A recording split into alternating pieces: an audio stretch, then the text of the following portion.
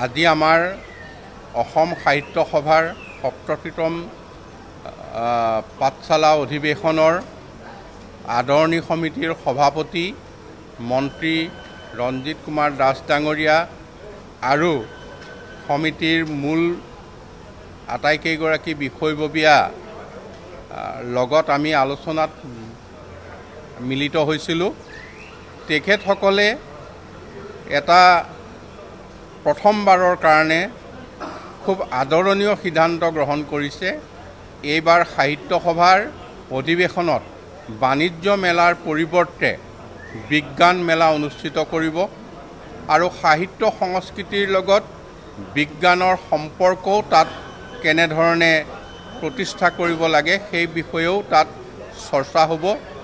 গতিকে আমি অসম চৰকাৰৰ বিজ্ঞান প্ৰযুক্তি বিভাগৰ তৰফৰ পৰা তেখেতসকলক ইয়াৰ কাৰণে অশেষ ধন্যবাদ জনাইছোঁ, কৃতজ্ঞতা জনাইছোঁ আৰু আমাৰ তৰফৰ পৰা আমাৰ বিভাগৰ তৰফৰ পৰা এই যি বিজ্ঞান মেলা অনুষ্ঠিত কৰিব তাত আমি সকলো ধৰণৰ সহযোগিতা আগবঢ়াই আমাৰ নতুন প্ৰজন্মৰ কাৰণে ইয়াক এক নিদৰ্শন হিচাপে লৈ যাবৰ কাৰণে আমি প্ৰয়াস কৰিছোঁ। বিজ্ঞান মেলা বুলি কওঁতে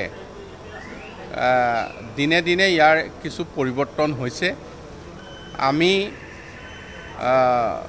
আমাৰ তৰফৰ পৰা ছাত্ৰ ছাত্ৰীসকলক অলপ এক্টিভিটি বেছ মানে অকল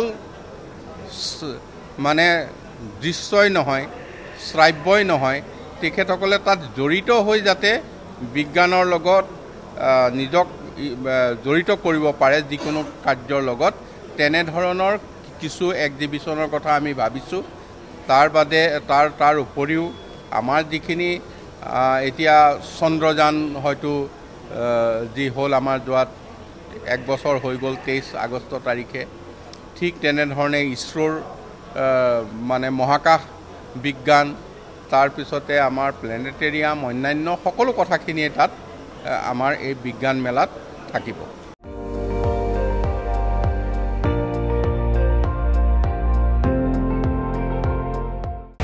আপুনি চাই আছে ND24, সৰ্বশ্ৰেষ্ঠ নহয় সৰ্বোত্তমৰ দৌৰত।